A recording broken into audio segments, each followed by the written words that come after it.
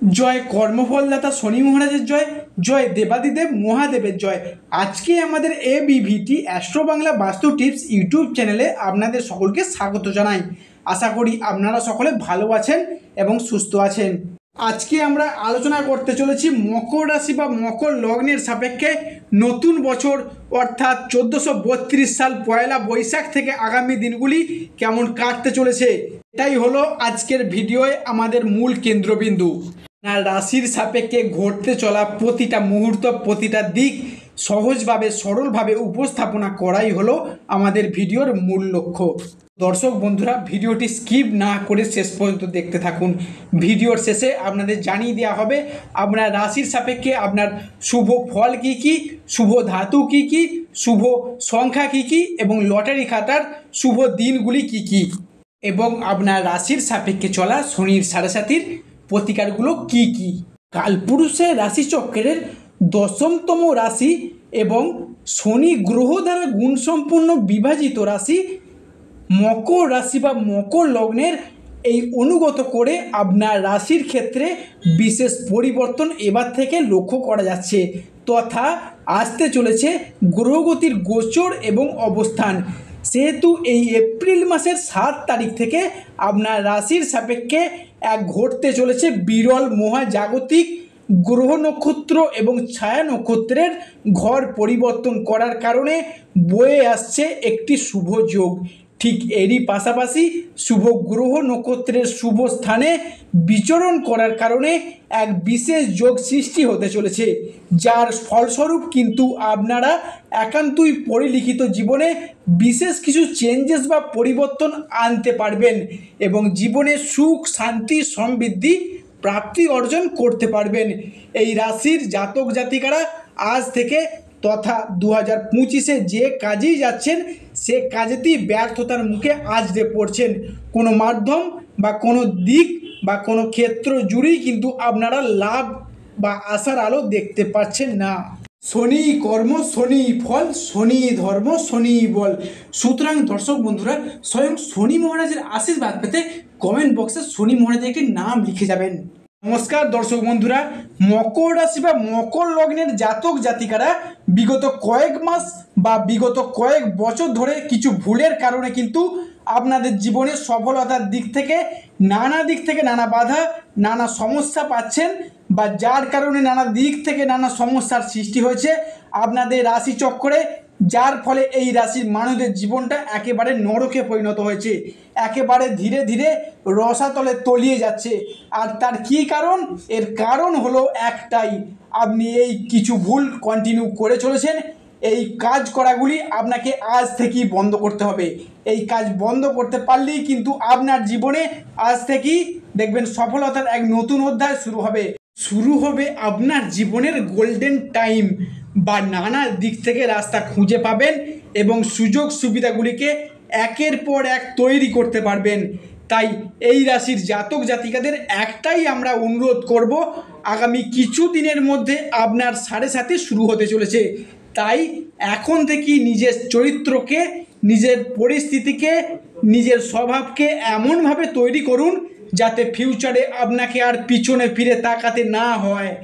আপনাদের এই কড়া ভুল আপনি দিনের পর দিন করে চলেছেন, এই কড়া 10টি ভুল আপনি এখনই বন্ধ করুন।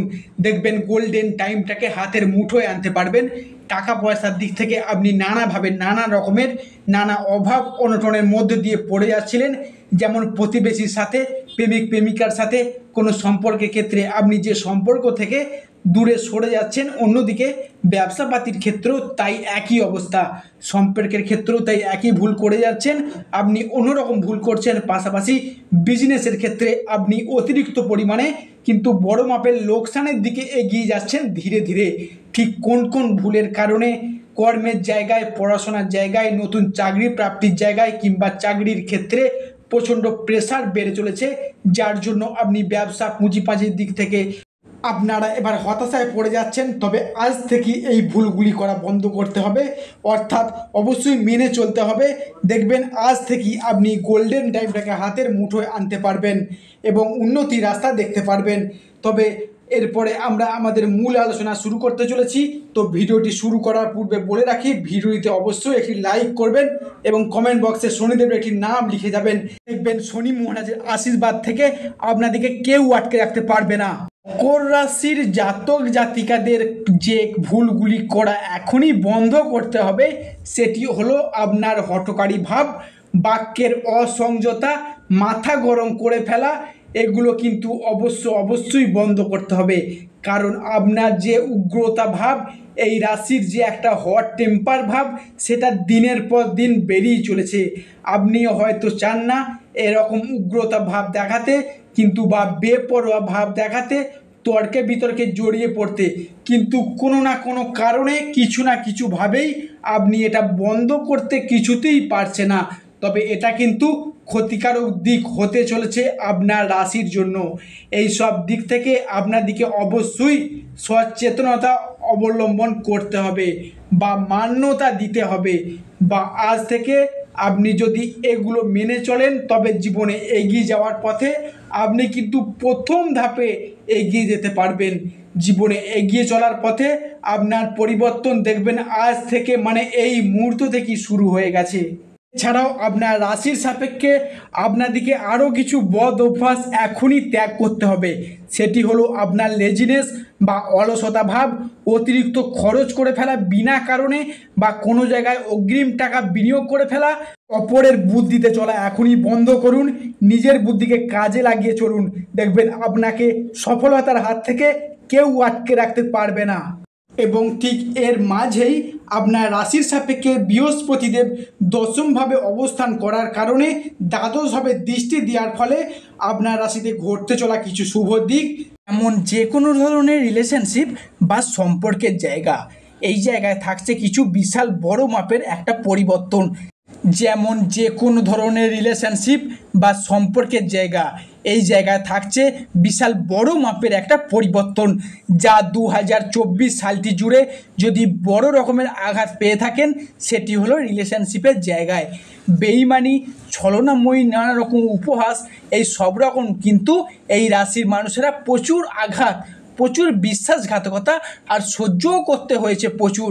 অনেকে আবার মিথ্যা অজুহাত দিয়ে ছেড়ে চলে গেছেন, যোগাযোগ পর্যন্তও রাখেনি, বা কিংবা দ্বিতীয় সম্পর্কে তারা মজেছে। তবে বিবাহিত ক্ষেত্রেও থেকেছে মনোমালিন্য।